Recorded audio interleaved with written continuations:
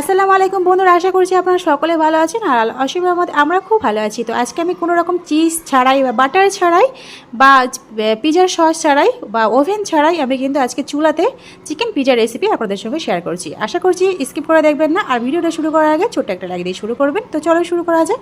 এখানে একটা মিক্সিং বোলেতে আমি 2 কাপের মতো ময়দা নিয়ে নিয়েছি, অল্প পরিমাণ লবণ দিয়ে দিলাম, আর 2 চামচের মতো চিনি দিয়ে দিলাম। আর এখানে গুঁড়ো দুধ দিচ্ছি 4 চামচের মতো দিয়ে দিলাম। আর এখানে ইস্ট 2 চামচের মতো, এই 4 চামচের 2 চামচের মতো দিয়ে দিলাম। তো এখানে গুঁড়ো দুধ, চিনি, লবণ সব কিছু ভালোভাবে মিক্সটা করে নিচ্ছি ময়দার সঙ্গে। তো এখানে উষ্ণ গরম জল আমি দিয়ে খুব ভালোভাবে অল্প অল্প উষ্ণ গরম জল দিয়ে ডোটাকে ভালোভাবে মেখে নেব। তো আমার ভিডিও যে যেখানে পাচ্ছেন দেখছেন, দেশ বা বিদেশে বাইরে, তাদেরকে অসংখ্য অসংখ্য ধন্যবাদ আমার আজকের এই চিকেন পিজা রেসিপিটা দেখার জন্যে। তো আমার চ্যানেলে যারা নতুন, তোমাদের যদি আজকের রেসিপিটা ভালো লেগে থাকে আর আমাকে যদি বন্ধ করতে চাও, তাহলে প্লিজ সাবস্ক্রাইব করে পাশে থেকে যেতে পারেন। তো এইভাবে 5 মিনিট ধরে খুব ভালোভাবে মেখে নিয়েছি ময়দাটাকে। আর এখানে আমি আরও একটু অল্প পরিমাণ 2 চামচের মতো 4 চামচে 2 চামচ মতো রিফাইন তেল দিয়ে দিলাম, সাদা তেল দেওয়ার পরে আরও 2 থেকে 3 মিনিটের মতো ভালোভাবে মুথে নিয়েছি। তো মুথে নেওয়ার পরে এই ময়দাটাকে, ডোটাকে আমি 1 ঘন্টার জন্য রেস্টে রেখে দিচ্ছি। ততক্ষণে বাকি কাজগুলো আমি সেরে নিই। এখানে আমি একটা কড়াইতে গ্যাসের চুলাতে অল্প পরিমাণ রিফাইন তেল দিয়ে দিলাম। দেওয়ার পরে বেশ কিছুটা চিকেনের টুকরো রেখেছিলাম কেটে কেটে ছোটো ছোটো টুকরো করে, টুকরো চিকেনগুলো দিয়ে দিলাম।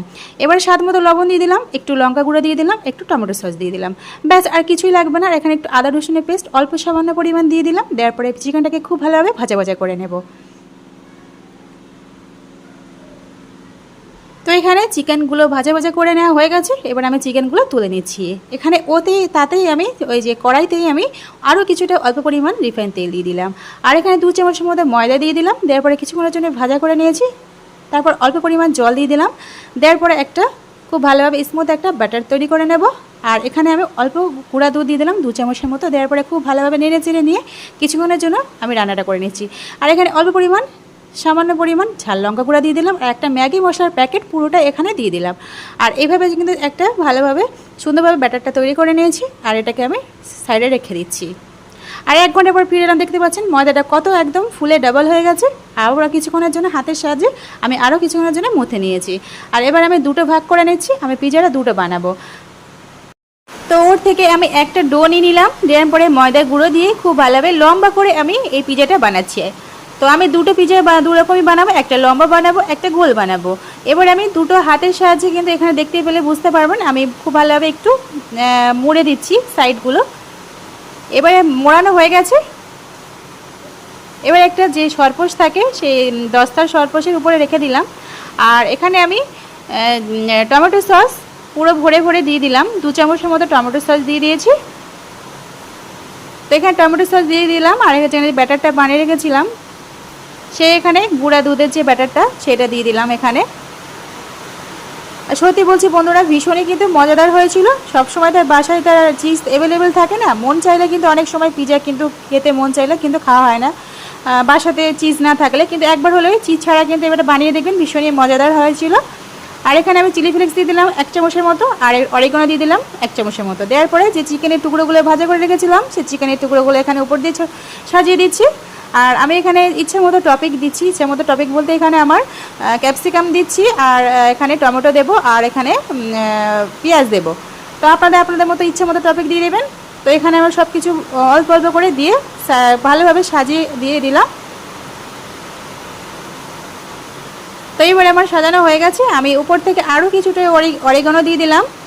আর এখানে আরও চিলি ফ্লেক্স উপর থেকে একটু ছড়িয়ে দিচ্ছি। তো এইভাবে আমি বানানো হয়ে গেছে। এবার আমি একটা কাঁটা চামচের সাহায্যে খুব ভালোভাবে এভাবে আমি কেচিয়ে দিচ্ছি, খুব ভালোভাবে কাঁটা চামচ দিয়ে। তো এখানে কেচানো হয়ে গেছে। আর এখানে আমি এবারে একটা গ্যাসের চুলাতে একটা কড়াই নিয়ে নিয়েছি, দেখতে পাচ্ছেন বন্ধুরা। তাতে একটা স্ট্যান্ড বসিয়ে দিলাম। আর তার উপরে আমি ওই যে পিজাটা যেটা সব কিছু রেডি করে গেছিলাম সেটাকে আমি উপর থেকে দিয়ে দিলাম। ঢাকনা চাপা দিয়ে আমি ততক্ষণে আমি 30 মিনিটের জন্য বেক করে নিচ্ছি। আর এদিকে আর একটা যে ডোটা ছিল সেটাও একই প্রসেসে আমি এটাকে গোল বানিয়ে নিয়েছিলাম। আর ধার থেকে একটু ভালোভাবে আঙুলের সাহায্যে ভালোভাবে একটু ধার থেকে মুড়িয়ে দিয়েছি। তো সেম প্রসেসে বানিয়ে নেব বন্ধুরা।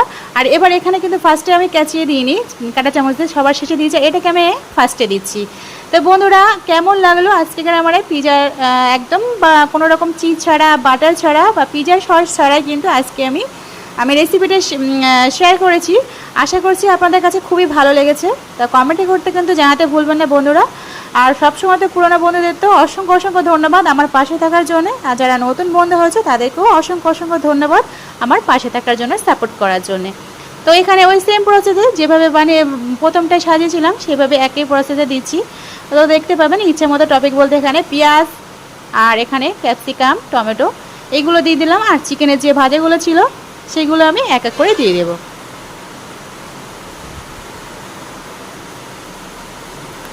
আর এই বৃষ্টির দিনে কিন্তু সন্ধ্যাবেলায় কিন্তু এইভাবে যদি পিজা বানানো যায়, সন্ধ্যাটা কিন্তু বাচ্চাদের কিন্তু ভীষণই একদম জমে যাবে। ছোট থেকে বড় সবারই কিন্তু ভীষণই প্রিয়। এই পিজার নাম শুনলে কিন্তু একদম খাওয়ার জন্য সব রেডি। তো বন্ধুরা এইভাবে আমি বানিয়ে নিলাম। 30 মিনিট পর ফিরে এলাম বন্ধুরা, দেখতে পাচ্ছেন আমার রেডি হয়ে গেছে। আর এত সুন্দর সফট হয়েছিল বন্ধুরা, যা বলে বোঝাতে পারবো না। আপনারা বাসায় একবার হলে ট্রাই করে দেখবেন। তো বন্ধুরা কেমন লাগলো কমেন্টে কিন্তু জানাতে ভুলবেন না। আজকে এই পর্যন্ত, খোদা হাফেজ।